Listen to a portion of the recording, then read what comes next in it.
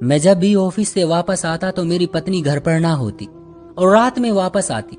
उसके आने पर मैं पूछता तो कहती कि अपने भाई के घर गई थी।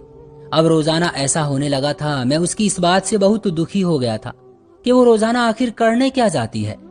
एक दिन मैं उसके भाई के घर ही चला गया। अंदर गया तो कमरे की कुंडी लगी हुई थी और अंदर से हल्की हल्की आवाज आ रही थी। मैंने जब खिड़की पर कान लगाकर उनकी बातें सुनी तो मैं चौंक गया। एक बार को तो मुझे अपने कानों पर विश्वास भी ना हुआ, क्योंकि मेरी पत्नी अपने भाई के साथ। मैं आज भी थका हारा ऑफिस से घर लौटा तो रात के 8 बजे थे और मेरी पत्नी सुमन सुबह की गई हुई अभी तक घर वापस नहीं आई थी। मुझे देखकर बहुत ही गुस्सा आया, क्योंकि अब ये इसका रोज का काम हो चुका था। मैं थका हारा ऑफिस से घर आता और सुमन घर पर नहीं होती। मुझे खाना भी खुद लेकर खाना पड़ता था। मगर बात सिर्फ खाने की नहीं थी। मैं चाहता था कि मैं जब काम से वापस घर आऊं तो मेरी पत्नी मेरे सामने हो। वो सिर्फ मेरे लिए अच्छे से श्रृंगार करके बैठी हो। लेकिन मेरी ये ख्वाहिश सिर्फ ख्वाहिश बनकर ही रह गई थी। सुमन के लिए इस घर से ज्यादा अपने भाई का घर महत्वपूर्ण हो गया था। मैं पिछले काफी दिनों से उसका ये व्यवहार सहन कर रहा था, लेकिन आज मेरी तबीयत कुछ अच्छी नहीं थी और मेरी सहन करने की क्षमता भी समाप्त हो चुकी थी। और घर आते वक्त मैं सोच रहा था कि घर जाते ही सुमन से सर में अच्छे से मसाज कराऊंगा, लेकिन हमेशा की तरह वो आज भी घर पर नहीं थी। और फोन करने पर पता चला कि अपने भाई के घर पर है और मैं ऐसे ही सो गया। मुझे उसके आने जाने से कोई प्रॉब्लम नहीं थी, क्योंकि मेरे ऑफिस जाने के बाद वो घर में अकेली रह जाती थी। मगर उसका इस तरह रोज रोज मुंह उठाकर अपने भाई के घर जाना मुझे अच्छा नहीं लग रहा था। मेरे ऑफिस से घर आने का कोई समय सेट नहीं था। मैं किसी भी वक्त ऑफिस से घर आ जाता था, इसलिए सुमन को ये नहीं पता होता था कि मैं घर कब आऊंगा। आज ऑफिस में बहुत ज्यादा काम था। इतना सारा काम करने के बाद मेरा पूरा शरीर दर्द से चूर था। मैं जैसे ही घर पहुंचा तो सुमन आज भी घर पर नहीं थी, मगर मुझे आज उसकी बहुत ज्यादा कमी महसूस हो रही थी कि अगर वो होती तो मेरा बहुत ध्यान रखती। यही सोचकर मैं सुमन को लाने के लिए घर से निकल पड़ा। गाड़ी की एसी की ठंडी ठंडी हवा मुझे बहुत ज्यादा सुकून पहुंचा रही थी, मगर मुझे नहीं पता था कि ये सुकून बस मेरे पास थोड़ी ही देर का मेहमान है, जो वापस मुझे नहीं मिलने वाला। सुमन के भाई का घर एक पतली सी गली के अंदर था। मैं गाड़ी साइड में लगाई और उसके घर की तरफ चल दिया और कुछ दूरी पर ही उसके भाई का घर था। मैंने जैसे ही दरवाजे को हल्का सा धक्का दिया तो वो खुल गया और मैं अंदर चला गया। उसके घर के अंदर 2 कमरे थे। सुमन ने मुझे बताया था कि उसकी मम्मी की तबीयत ठीक नहीं रहती, इसलिए वो इतना रोज अपने घर जाती है। मैं सुमन की मम्मी के रूम में गया तो वो बहुत गहरी नींद में सो रही थी। मैंने उनको जगाना ठीक नहीं समझा, इसलिए मैं दूसरे रूम की तरफ चला गया। मुझे लगा सुमन इसी कमरे में होगी, लेकिन उस कमरे का दरवाजा अंदर से बंद था। मैं गेट खटखटाने ही वाला था, मगर अंदर से आती आवाजों ने ही मेरी आंखें खोल दी और मुझे चौंका दिया, क्योंकि इनमें मुझे अपने नाम की भी आवाज आई थी। इनके इस तरह दरवाजा बंद करके बात करने से बहुत ज्यादा हैरानी हुई कि आखिर सुमन अपने भाई से क्या बात कर रही है। मैं तुरंत दरवाजे से हटकर उनकी बातें सुनने के लिए खिड़की पर पहुंच गया और मैंने जैसे ही खिड़की से उन्हें देखा तो मेरे होश उड़ गए। मेरी पत्नी ने तो मुझे सर उठाने लायक भी नहीं छोड़ा था और इनकी बातों ने मुझे जीते जी मार डाला था, क्योंकि कुछ सेकंड के लिए मैं बिल्कुल पत्थर बन चुका था और मैं चुपचाप वापस अपने घर आ गया। मुझे ऐसा लग रहा था कि मेरे कान खराब हो गए थे और मेरी आंखों की देखने की क्षमता भी खत्म हो गई हो। और मेरा दिमाग तो यही सोच रहा था कि आखिर मेरी पत्नी, जिससे मैं इतना प्यार करता हूँ, वो अपने भाई के साथ मिलकर ही मुझे इतना बड़ा धोखा कैसे दे सकती है, और कोई भाई भी अपनी बहन के साथ ऐसा कैसे कर सकता है। मेरी आंखें आंसुओं से भीगी हुई थी। खैर, जैसे तैसे करके मैं घर पहुंच गया और अपने रूम में जाकर सीधा बेड पर लेट गया। मेरा सर दर्द से फटा जा रहा था, क्योंकि मैं सुमन से बहुत ही ज्यादा प्यार करता था। सुमन मेरे लिए सबसे बढ़कर थी, इसलिए तो मैंने अपने मम्मी पापा को भी छोड़ दिया था।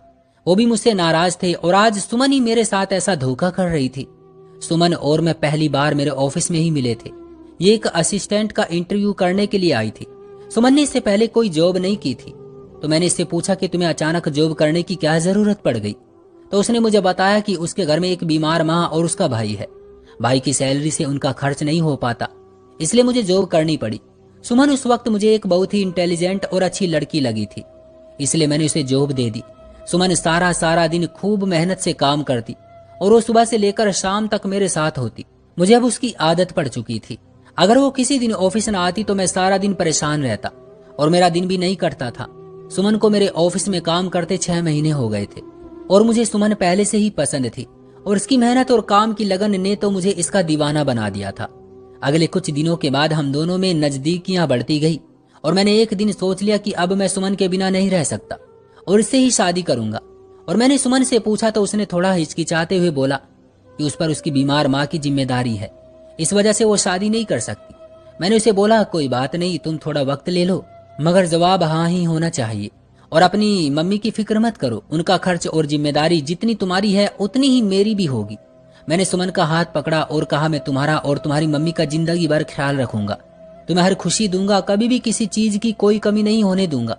मेरी ये बात सुनकर सुमन का चेहरा खिल उठा और उसने शादी के लिए हाँ बोल दिया। मगर एक बार उसके घर जाकर उसके भाई और मम्मी पापा से बात करने को बोलने लगी। मैंने उससे कहा कि मैं 1-2 दिन में अपने मम्मी पापा के साथ आकर तुम्हारे घर वालों से बात करूंगा। फिर मैंने सारी बात अपने मम्मी पापा को बताई तो उन्होंने साफ मना कर दिया और बोले शादी अपने बराबर के स्टेटस वाले लोगों में करना, ये कहाँ तुम शादी कर रहे हो। मैं सुमन की मोहब्बत में इतना डूब चुका था कि मैंने अपने मम्मी पापा का घर ही छोड़ दिया। मेरा काम पापा के काम से पहले ही अलग था, इसलिए मुझे कोई प्रॉब्लम नहीं हुई और मैंने अगले दिन ही एक बहुत बड़ा और अच्छा घर ले लिया और सुमन के घर खुद ही शादी की बात करने चला गया, क्योंकि मुझे यकीन था कि कुछ वक्त के बाद मेरे मम्मी पापा भी इस रिश्ते को अपना लेंगे। मैं सुमन के घर गया तो सच में उसकी माँ बहुत बीमार थी और सुमन के भाई ने कुछ देर मुझसे बात की और आखिर में शादी के लिए हाँ बोल दिया। फिर कुछ दिनों बाद हमारी शादी हो गई। हम दोनों बहुत ज्यादा खुश थे और मुझे अपने भाग्य पर गर्व हो रहा था। मगर वक्त हमेशा एक जैसा नहीं रहता। सुमन और मेरी शादीशुदा जिंदगी बहुत अच्छी चल रही थी और कुछ दिनों बाद ही सुमन अपनी मम्मी की बीमारी को बोलकर रोज रोज अपने घर जाने लगी। ज्यादातर तो सुमन अपने घर रहने के लिए ही जाती थी और मैं इतने बड़े घर में अकेला रह जाता था। मुझे सुमन की कमी बहुत ज्यादा सताती थी। मैं उन व्यक्तियों में से था जिनको घर आते ही अपनी पत्नी का चेहरा देखकर सुकून मिलता था। सुमन मेरी मोहब्बत ही नहीं बल्कि मेरी कमजोरी बन चुकी थी। उसके बिना मैं सारी सारी रात सो भी नहीं पाता था। लेकिन मुझे क्या पता था कि उसका इतना अपने भाई के घर जाने के पीछे का मकसद क्या है। मैं तो यही समझ रहा था कि वो अपनी बीमार माँ की देखभाल करने के लिए जाती है, लेकिन उसे कहाँ पता था कि उसके आने से पहले मैं अपने भाग्य पर कितना रोया था। खैर, कुछ देर बाद सुमन सो गई, लेकिन अब मेरी नींद तो उड़ चुकी थी। मैं सुमन को अभी नहीं बताना चाहता था कि मैं उसकी सारी सच्चाई जान चुका हूँ और मैं यही सोच रहा था कि मुझे आगे क्या करना है। अगले दिन मैं कुछ पेपर लेकर घर आया। मैंने वो पेपर सुमन के सामने रखे तो वो पूछने लगी ये क्या है। मैंने उसे बताया कि ये उस घर के पेपर हैं जो मैंने तुम्हारे नाम कराया था, मैं उसे बेच रहा हूँ। ये सुनते ही उसके चेहरे का रंग पीला पड़ गया और उसने मुझे कहा लेकिन क्यों। तो मैंने बोला तुम टेंशन क्यों ले रही हो, इसके बदले में एक बहुत बड़ा घर खरीद कर तुम्हारे नाम करना चाहता हूँ। ये सुनते ही उसने फटाफट सिग्नेचर कर दी। अगले दिन मैंने उससे बोला कि जो गहने मैंने तुम्हें लाकर दिए थे वो मुझे दे दो, मुझे उन्हें कुछ दिनों के लिए गिरवी रखकर उस घर के पैसे देने हैं। उसने तुरंत वो गहने भी मुझे लाकर दे दिए। मैंने सुमन से हर वो चीज वापस ले ली थी जो मैंने उसे शादी पर दी थी। और आज भी मैं घर कुछ पेपर लेकर आया तो सुमन ने मुझसे पूछा अब ये क्या है।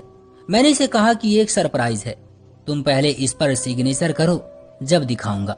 मैंने पूरा पेपर छुपाकर सिर्फ सिग्नेचर वाले हिस्से पर इसके साइन करा लिए और बड़ी प्यार से बोला कि तुम अब आजाद हो और उसे वो पेपर दिखा दिए और कहा सुमन जिस तरह खाली हाथ तुम इस घर में आई थी वैसे ही यहाँ से चली जाओ।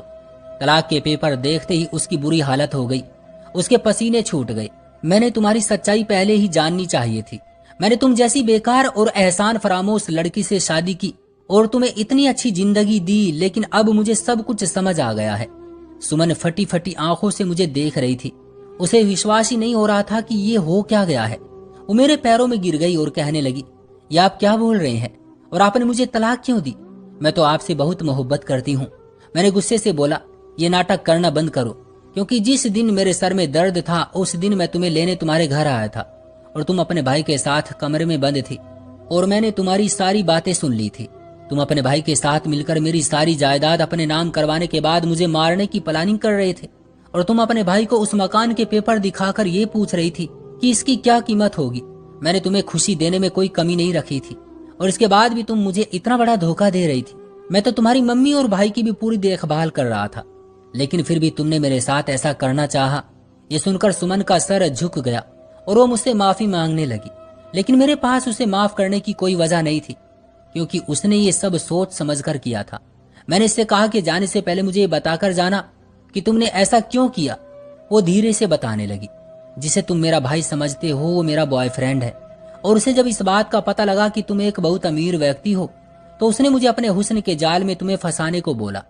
ये सच्चाई जानकर तो मैं और भी ज्यादा चौंक गया और मैंने सुमन को अपने घर से बाहर निकाल दिया और अगले दिन अपने मम्मी पापा के घर जाकर उनसे माफी मांगी। मेरी जिंदगी में मैं बहुत ज्यादा अकेला हो गया था, लेकिन इस कठिन वक्त में मेरे मम्मी पापा मेरे साथ थे और मैंने मम्मी पापा का दिल दुखाया था, इसलिए ही शायद मुझे इतनी बड़ी सजा मिली थी।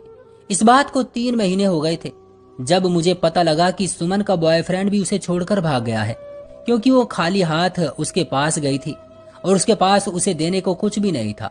इसलिए उसने सुमन से शादी करने से मना कर दिया था, इसलिए वो सुमन को छोड़कर भाग गया था। अगर सुमन उसे मेरे घर से पैसा, गहने, सब कुछ भी ले जाकर दे देती तो जब भी उसे छोड़कर भाग ही जाता, क्योंकि वो सुमन से सच्ची मोहब्बत करता ही नहीं था।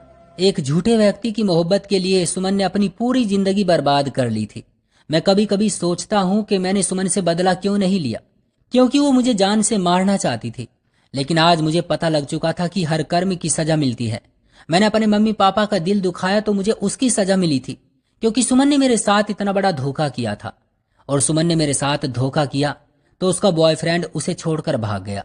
उसे उसके किए की सजा मिल गई थी। किसी ने सच ही कहा है, जैसे कर्म करोगे वैसा फल मिलेगा, अच्छे का अच्छा और बुरे का बुरा। इसलिए दोस्तों, बुरे कर्म करने से बचो। दोस्तों, कैसी लगी हमारी आज की ये कहानी कमेंट बॉक्स में हमें जरूर बताइएगा। वीडियो को लाइक कर दीजिए और इसी तरह की कहानियां सुनने के लिए चैनल को सब्सक्राइब कर लीजिएगा।